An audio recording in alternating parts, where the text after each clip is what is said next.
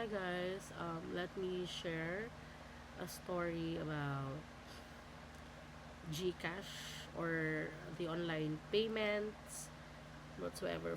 I have experienced something like I was about to cash in a money. I mean to cash out, so I need to transfer money from my GCash account to the store owner's GCash account. So when I type the number of the person that I am to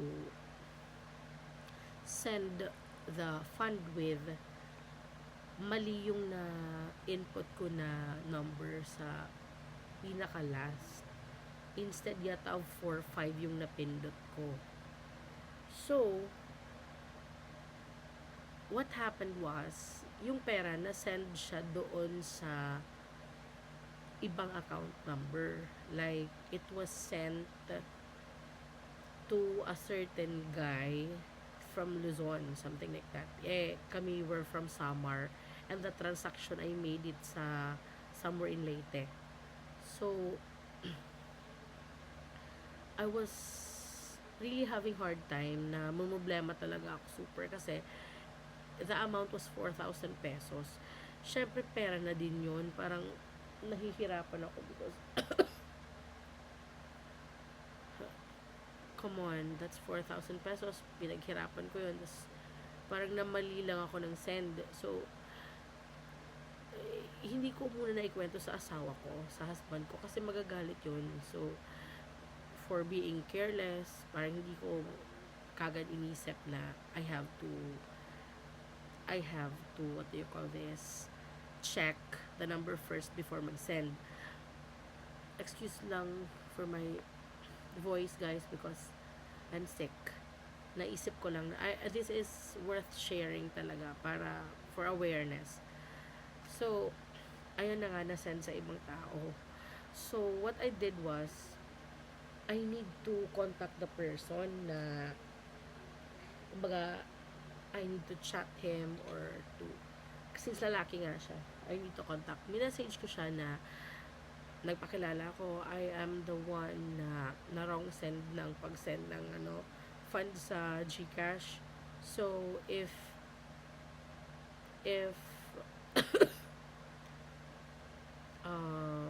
it's okay for you to send it back kasi pera ko nga yun, tapos pinaghirapan ko, I'm sorry for disturbing you, parang lahat na sinabi ko, binati ko pa siya, lahat na. So, excuse me. Tapos, hindi siya nag-reply, guys. Tapos, kinabahan ako, sabi ko, if this guy, kung patayin niya kung i-block niya ako, may masamang intention to sa money. Hindi ito i-return talaga, hindi i-return yung pera. So, sabi ko, sana hindi naman niya ako i-block. Sad to say, upon calling him na paulit-ulit, blinak niya na ako. Syempre, 4,000 na yun. Naisip ko naman din yung stand niya. Since nakatanggap nga siya ng 4K, diba? Sabi ko, shit, baka hindi, I'm sorry for the word, baka hindi na to i-soli. So,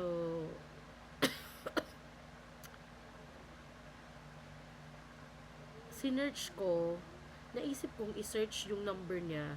Since wala nga tayong idea kung sino siya, tagasan siya, naisip ko, isi-search ko kaya yung name niya sa Viber. Kasi sa Viber, guys, kung hindi nyo alam, once you type a number sa Viber, minsan, naglalabas sila ng information about the number, kung sino yung may-ari, ganyan-ganyan. Tsaka may picture pa.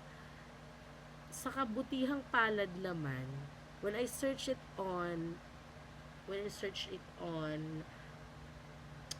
Viber, may details siya with picture pa yan. So, screenshot ko yan. Tapos, dyan din sa Viber niya, minessage ko siya. Sabi ko, Kuya, I already got your details.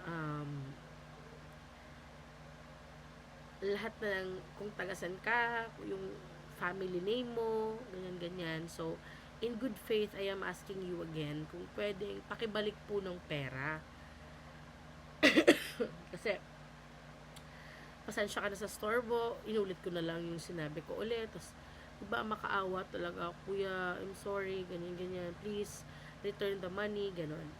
Tapos, hindi pa rin talaga siya, nagsisin siya kasi sa Viber, you can check if nasisin niya ng someone yung message mo because may double check doon na which notifies you na nababasa nga niya yung message mo. So, ayun na. So, I keep on messaging him, kuya, if it's not too much to ask, pasend naman if you're not busy, ganyan, ganyan. Kasi hindi talaga siya nagre-reply, guys. Parang, pag tinatawagan siya, ini-ignore niya pa yung message ko. So, yung ginawa ko, mag-iisang oras na yata akong nagmamakaawa sa kanya. Nainis na ako. So, nag-compose ako ng message, finorward ko sa kanya. It says there na, kuya, nakikiusap ako sa inyo.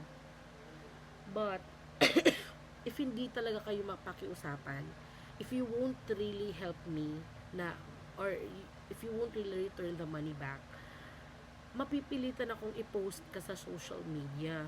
Sa lahat ng social media platform na meron ako. I have Instagram, I have TikTok, I have Facebook. Pwede din kitang i-upload sa Google, ganon. So, sabi ko,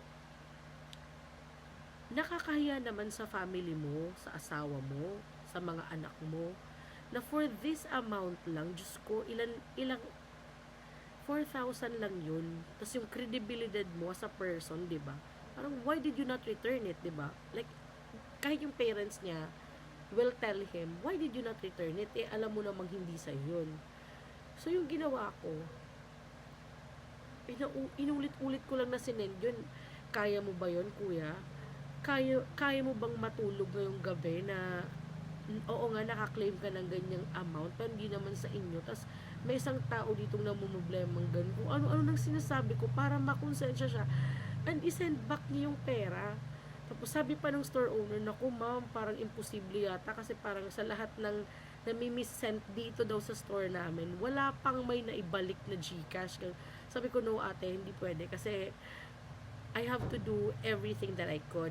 Lahat ng possibling pwede kong gawin para lang kahit hindi man ma-return sa akin yung pera, maano ko sa sarili ko na ginawa ko ang lahat para ma-send back sa akin yung amount. So, pinapakiusapan ko pa rin hanggang sa siguro magdadalawang oras na yun, tumawag siya sa akin yun nga yung naka-receive ng pera. Sabi niya sa akin, ma'am, I will return your money.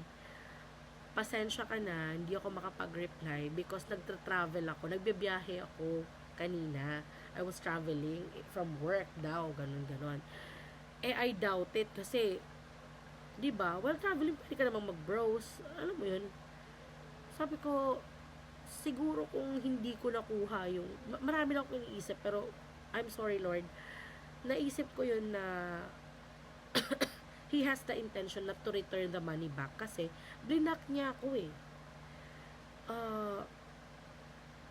kaya dun na ako nakapag-isip na I have to say things to convince him na ibalik nga yung money.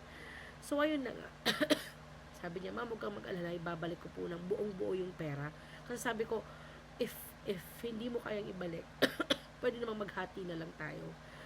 Just please help me. I'm sorry. I have cough. Dry cough.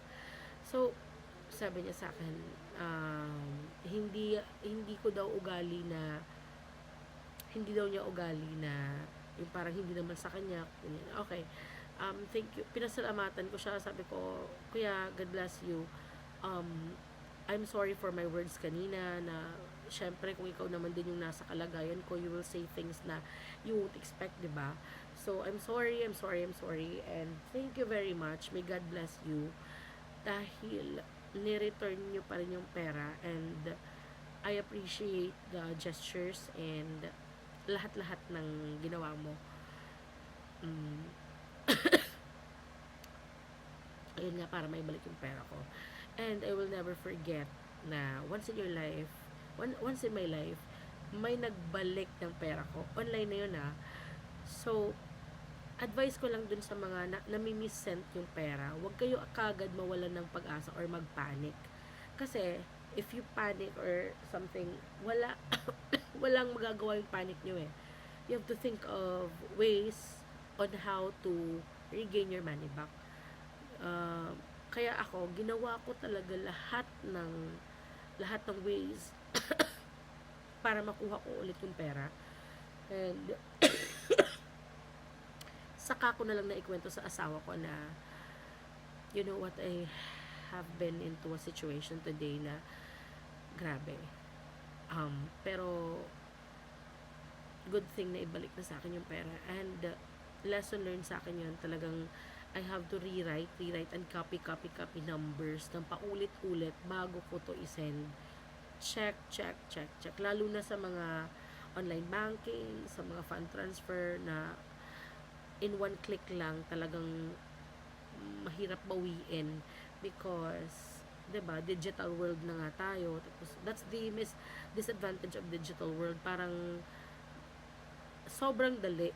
Tapos ayun, pag nagkamali ka tapos hindi mo pa sure yung account number, parang mahirapan ka pang i-retrieve yung pera. Ganun. So we must really be careful. Anyway, guys, this video is taking so long, so uh, I'm just sharing the experience for awareness, and sana may makuha din kayong lesson for about this, because we have to be very careful next time. So that's it, guys. I hope makakuha kayo ng lesson out of my experience. Good night.